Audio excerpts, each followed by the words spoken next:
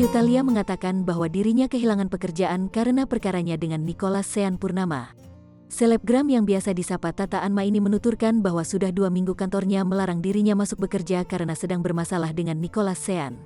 Ayu Thalia juga membantah tudingan bahwa laporannya terhadap Sean adalah upaya untuk panjat sosial alias pansos.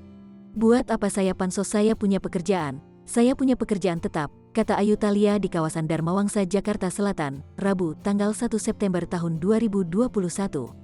"Justru karena hal ini 1-2 minggu nggak bisa bekerja, jadi sampai dari kantor saya sebulan nggak boleh bekerja gitu kan, jadi mengganggu pekerjaan saya, ngapain juga saya pansos," bebernya. Ayu Thalia menegaskan bahwa upayanya dalam membuat laporan ke Polsek Penjaringan Jakarta Utara adalah upayanya untuk mencari keadilan.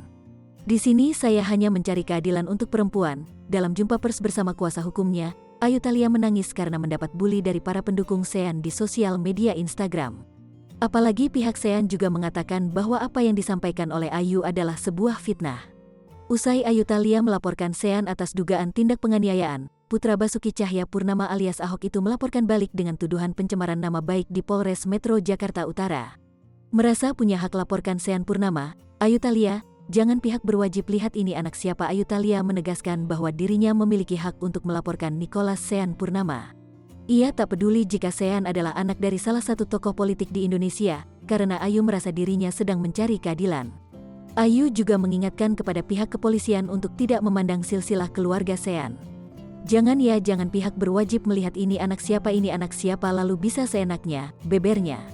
Ayu Thalia yang mengaku mendapat tindak kekerasan dan disakiti secara fisik menegaskan bahwa dirinya tak akan menerima tindakan tersebut.